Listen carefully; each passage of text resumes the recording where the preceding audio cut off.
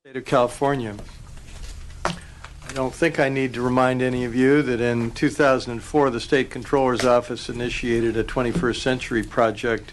It was an information technology effort to replace our HR and payroll system here in the state. About 260,000 state employees were involved in terms of potentially having their pay and HR systems modified. Unfortunately, that was in 2004, and in February of 2013, after the project experienced various problems, as I recall, there was a change in some contractor, one or more contractors, but in 2013, the Controller's Office terminated that procurement effort with the vendor, and the project was suspended. If this were the only IT project that had difficulty in the state of California, we probably would not be here, and we would probably not be conducting an oversight hearing. Unfortunately, we've not had a great track record in the state of California with respect to information technology projects. In August of last year, some of you may have attended, we conducted our first oversight hearing on this subject to try to determine what the lessons learned were associated with the controller's project with, I would say, limited success. Since that time, actually at or about the time that we started the hearing, I received a copy of the Governor and the Controller's Task Force report on recommendations to improve large information technology procurements, a roadmap for success in California. After 3 hours, we concluded our hearing in August and did not have the time to take testimony regarding that report, so we intend to do so today. Since that hearing also, the Legislative Analyst's Office issued a report dated March 19, 2014, entitled the 2014-15 Budget 21st Century Project Update. I realize this is a difficult project. There are various legal issues involved, but it is absolutely critical, in my view, that we attempt to identify lessons learned and we identify a way ahead for information technology projects in the future in the state of California. It's too important an issue, and the consequences of failure are too dramatic, both in terms of dollars and in terms of time, and impact on people, as we saw with the Controller's Office project. So this hearing is a start. Today we will hear from representatives from the Legislative Analyst's Office, hopefully with respect to their project update report dated March of 2014. We will hear from the California Task Force on Reengineering IT Procurement. The Controller's Office representatives are here as well, as is a representative from the Department of Technology. So having said all that, perhaps I could ask the Legislative Analyst representatives to join us and make a presentation on their project update.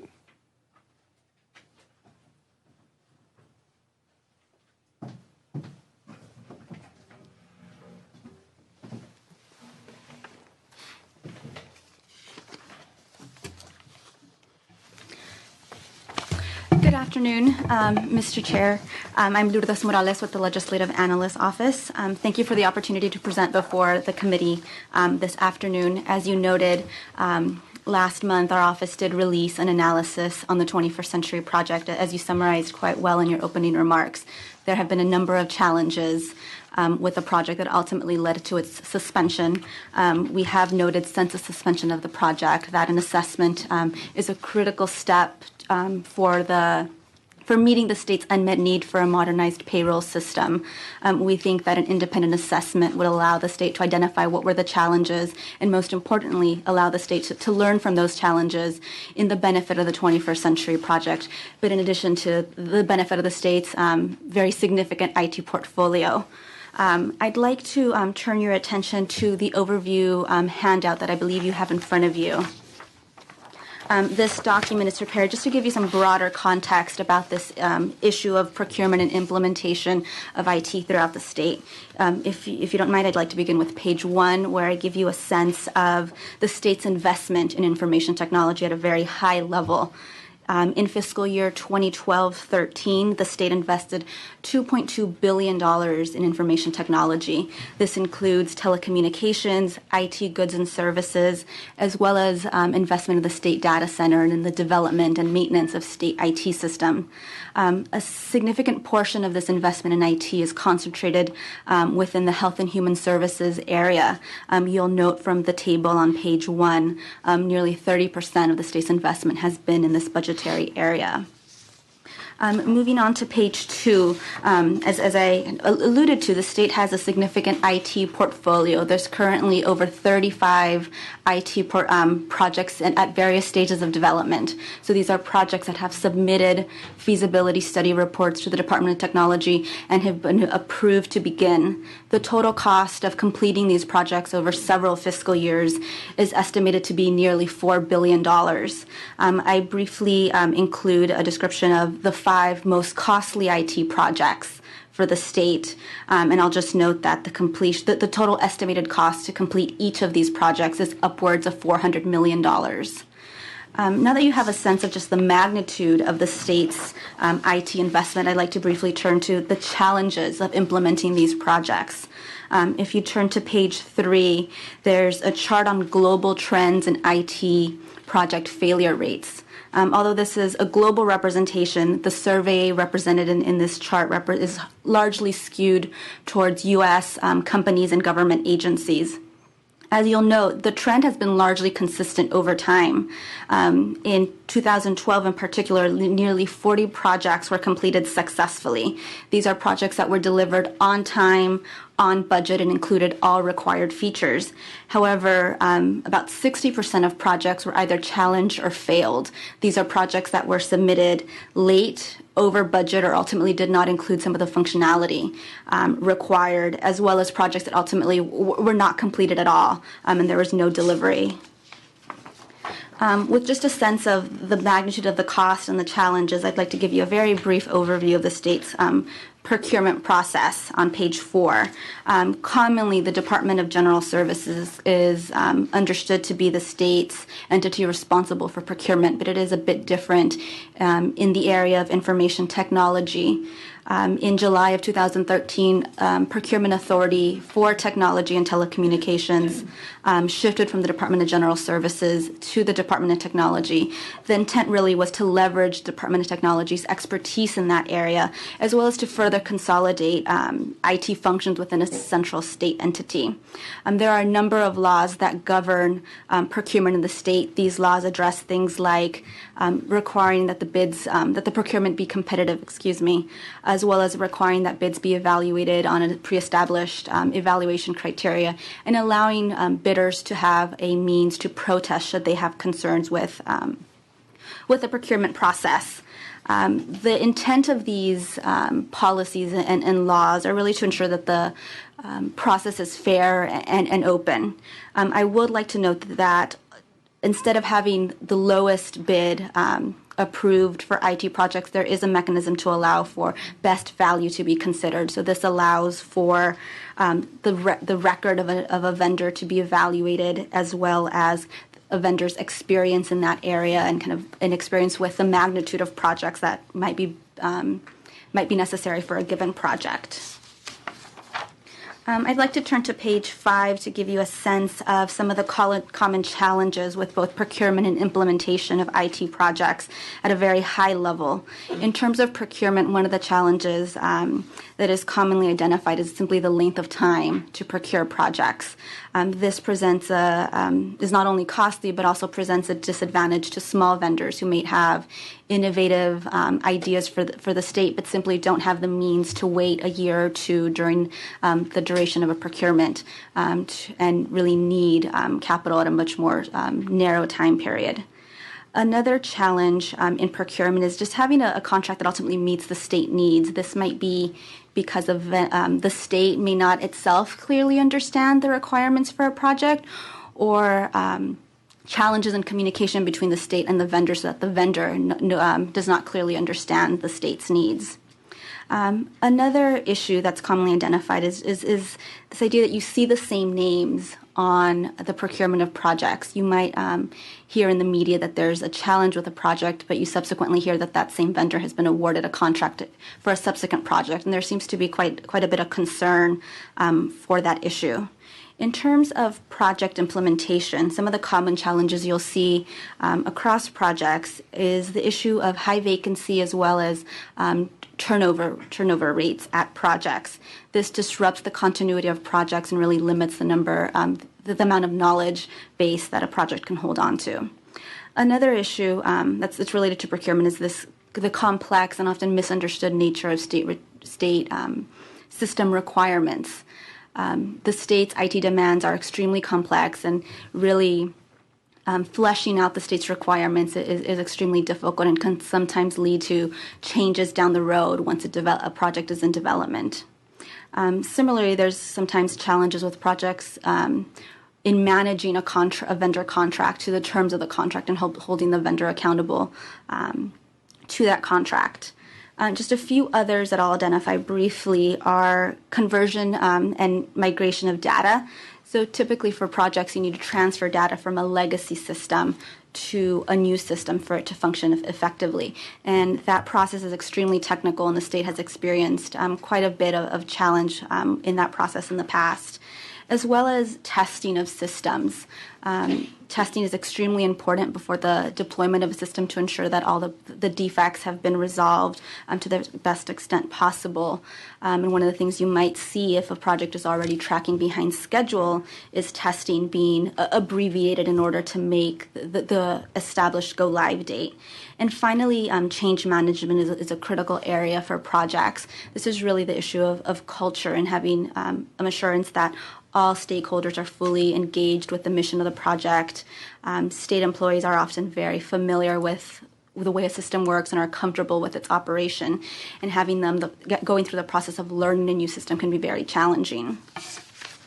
And finally, on page 6, I won't speak too long on this issue, but as you mentioned, 21st century is really what brought us to this hearing today. There was a number of challenges that I know this committee is well aware of, and as I mentioned in my opening remarks as well, although there seems to be some very preliminary understandings of what happened with this project, the LAO feels that an independent assessment will help us more clearly understand what those challenges are and allow the state to be better prepared for success in the future. Thank you. Well, with respect to these challenge projects that we've had in California, and certainly 21st century isn't the first, although when you're talking a couple $100 million, it's certainly a significant one. Has the LAO's office seen any what I would call after-action reports or lessons learned reports from these various projects? So for projects that are under the purview of the Department of Technology, there are required post-implementation evaluation reports. These reports are typically submitted to the department anywhere between 6 and 18 months following the project, so that the department has an opportunity to fully roll out these systems, test their operation, and then document lessons learned. This is a document that is shared with the Legislative Analyst's Office. And when did this process start? I'm not sure when that process was established, but it is a long-standing practice. And do you regularly see lessons learned flagged in these reports? There are some lessons learned identified in a number of areas, but the specifics of these documents really vary based on what department is developing that report. Now, in the March 2014 LAO 21st Century Project Update, you have your office anyway, has some very detailed recommendations with respect to the assessment. Yes. We have a number of recommendations about the specific components that we believe should be included in that assessment. Would you like me to briefly summarize those components? Well, or I can go through them with you, and maybe that might be easier. But initially, you recommend that the Health and Human Services agency's Office of Systems Integration be charged with managing this assessment contract. Is there a reason for that? Yes, the Office of Systems Integration, OSI as it's commonly known, has established a strong and positive reputation for its management of IT projects within the Health and Human Services area. One of the factors that we've called for in this assessment is for it to be independent, for there to be strong support and really faith in the outcomes of that report. And so we think OSI would be very knowledgeable and independent entity in the evaluation of the 21st Century Project. Now, you also recommend in some detail that the report, the assessment include lessons learned. Can you be more specific on that issue? Sure. Some of the issues that might be considered are an evaluation of how the project was managed. There's best practices in IT on how the schedule is managed, how risks are identified and tracked, as well as mitigated. So we want to make sure that the management of the project was meeting those best practices. That's one of the areas where we also noted that relying on the experience of state employees that were engaged in that project is very important. One of the risks with a delay of an assessment is that folks transition off the project and memories perhaps fade. And so lessons learned is one area where it's highly dependent on the knowledge of state staff and them being able to explain their experience during that process, as opposed to an evaluation of the technical software, which may be less reliant on the experience of state staff and their recollection. And I guess that point goes to the timeliness of the lessons learned assessment. That's right. In other words, closer to the event as opposed to 6 years later. Yes. You also mentioned as an issue that you suggest be covered in this assessment the viability of SAP software and the work completed by SAP. What specifically was your office pointing to on that issue? As you mentioned in your opening remarks, this project began quite some time ago, and the technology that it's based on is at this point about 10 years old, if not more. And so with the rapid advent of technology, we question whether this is the best solution to use moving forward. And so we would recommend an assessment of that technology, an evaluation of other technology options in the market to determine which approach best meets the state's demand going forward. Now, there was some suggestion and certainly some reference during the August of 2013 hearing of the complexity of the project. Yes. And you, as the LAO, your office had a suggestion or made some points with respect to simplification in your recommendations as to the assessment. Can you be more specific on that issue? Yes. The 21st Century Project is based on a software that's currently in existence and is largely used in the private sector.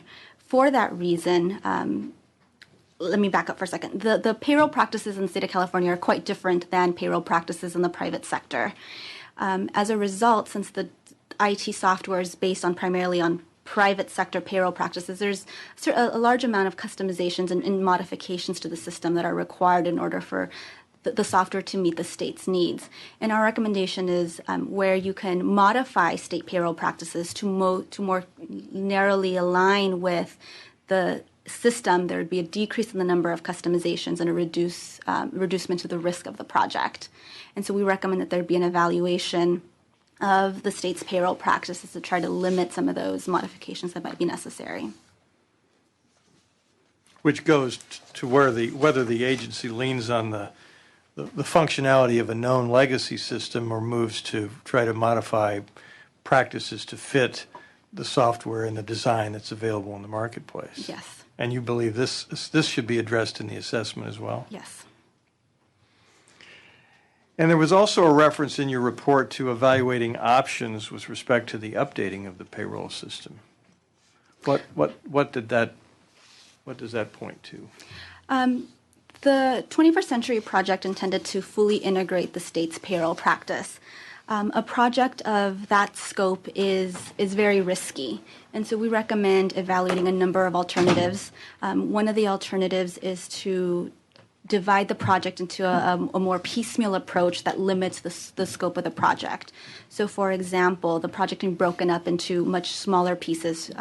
One piece of the project might look at timekeeping functionality, and deploying a system that addresses that need for the state would be a much smaller in scope, and therefore, should there be any negative consequences, the risk would be more narrowly contained. Through that approach, you would have a series of projects that ultimately address the state's needs for a complete and fully modernized system.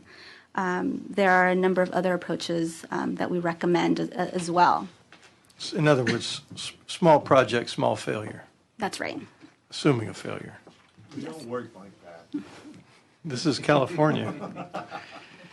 There was also a reference to updating existing legacy system using a decentralized model. Maybe you already touched on that, but if not, if you could explain what that reference is. Yes, state payroll practices, although across the board very complex in the state, are even more complex in certain departments. One of the ones I'll bring to your attention is the Department of Forestry as well as the Department of Corrections. The nature of their staffing enhances the complexity to pay these individuals. And so one of the recommendations that we make is an evaluation of perhaps dividing the payroll system so that there's systems that meet the needs of these particularly complex departments, and whereas other systems meet the needs of other departments that are perhaps less complex. In other words, some of the legacy systems you might leave in place and other systems you might replace with a new system?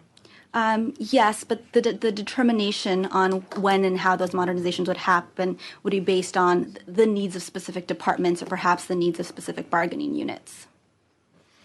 And then there's a section in your recommendation with respect to the assessment suggesting that the assessor take a look at two things: completing the project using existing SAP software or restarting the project but using a new software solution. Yes, that relates to an issue a comment I made previously, that the technology is at this point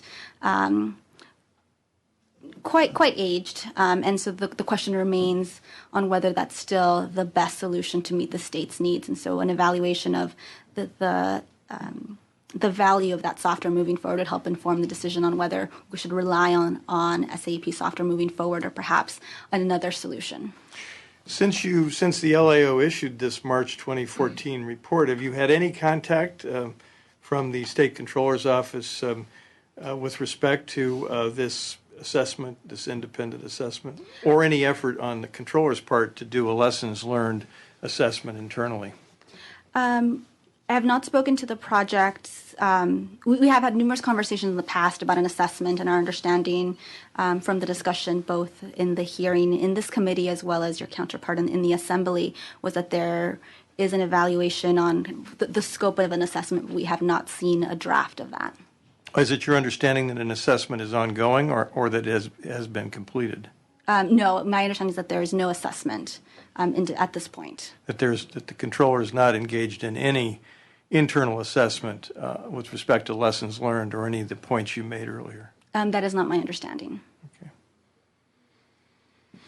In your March 2014 project update, you also recommend an assessment be conducted by the Department of Technology. That's right. Referencing the fact that the Department of Technology essentially was tasked with managing this 21st century project and making sure that it was successful. Could you be more specific with respect to your recommendation about a self-assessment by the Department of Technology?